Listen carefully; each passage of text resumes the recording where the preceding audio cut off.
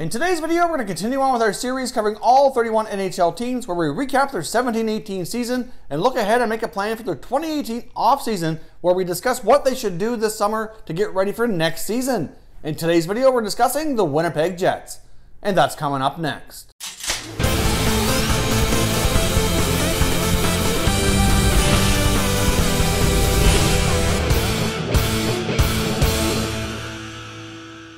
Hey everyone, and welcome back to another video here at Top Shelf Hockey. If you're new to the channel, thanks for stopping by.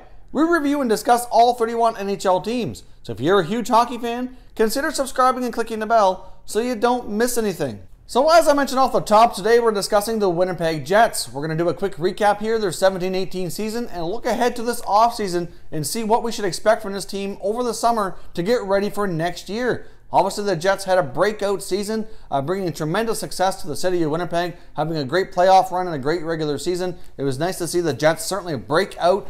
So then the Winnipeg Jets finished with a record of 53-18-11 for 114 points, finishing number 2 in the Central Division. So obviously, they're only behind the Nashville Predators, the President's Trophy winners. So they had a phenomenal season, lots to be proud of. Now let's take a look at some of the team stats here to kind of break things down and simplify a little further. Now they ended up scoring 273 goals for, which was number 2 in the NHL. A very offensive team here, built to score lots of goals, so they did a fantastic job of putting the puck in the net this year. Goals against, they only allowed 216 goals, which put them in 5th best for the league. So obviously, they're top 10 for both of these stats, actually top 5, which is a tremendous result. And it's no wonder they had so much playoff success, as this team is really built well to handle the offense and the defensive side of the game. Now, taking a look at special teams here, they had a power play percentage of 23.4, which is also excellent, which was 5th best in the NHL. So they had a great power play. The PK finished with an 81.8% effective rate, which put them 9th best in the NHL. And they had a face-off winning percentage of 52.4, which was 5th best. So if you take a look at the goals for, goals against, the face-offs, the special teams, they're top 10 in everything. Most of them are top 5. So this team really had an awesome season. So Winnipeg Jets fans have a lot to be excited about. They had a fantastic year, and this team is built to win and should be able to contend for quite some time. Now let's take a look at some of the great individual performances that we saw out of this club in the 17-18 season. Obviously, Patrick Laine put up 44 goals, finishing 2nd in the Rocket Richard chase here, only behind Alex Ovechkin for having the most goals in the NHL. So Laine, again, had a terrific sophomore season. This kid is going to be a tremendous goal scorer for a long time, so lots to be excited about there. Obviously, Blake Wheeler had a tremendous year as well. I mean, he's always been a good hockey player, but he really broke out with the offense this year and really surpassed a lot of his career numbers. He put up 91 points, which was absolutely phenomenal. Blake Wheeler was huge and played a big key, being a setup guy for a guy like Mark Scheifele a lot as well. Speaking of Scheifele, he had a tremendous year, but unfortunately, he did miss some time due to injury, but he was a point-per-game player when he was in the lineup, put up 60 points in 60 games, and had a tremendous playoff season as well. So those two guys really combined for a lot of offense this year, and they're a great 1-2 punch in their top line.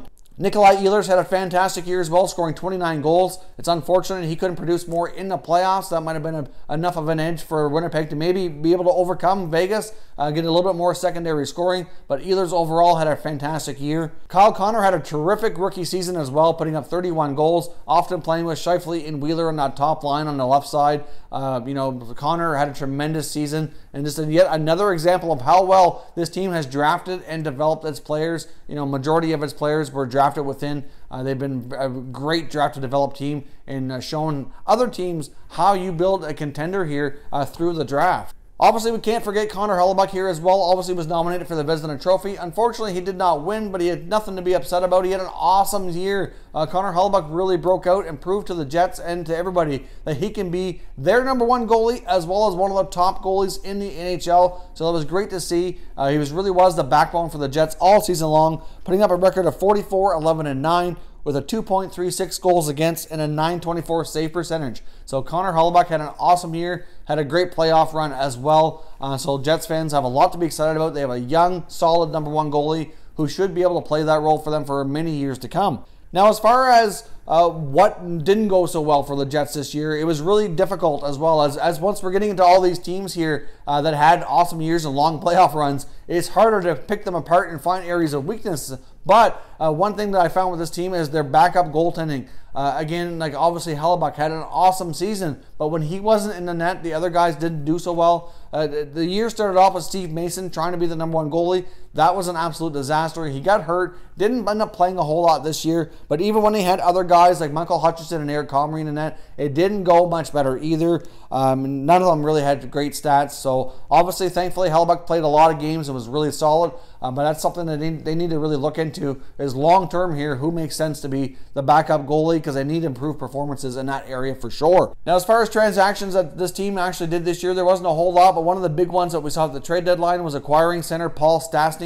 Really fit in nicely on that second line. Stastny fit in quite well and played excellent with Patrick Laine and Nick Ehlers. They had an excellent line as we close out the regular season and into the playoffs. I know the Jets are quite interested in retaining him, but it will be difficult. With all the other contracts the Jets have to look after, that's going to be quite a challenge, but that's a great segue here to jump into the 2018 offseason. So let's take a look at their contract situation and see who they have for UFAs and RFAs that they need to take care of this coming offseason here. Now, for UFAs, obviously Paul Stastny is the big one.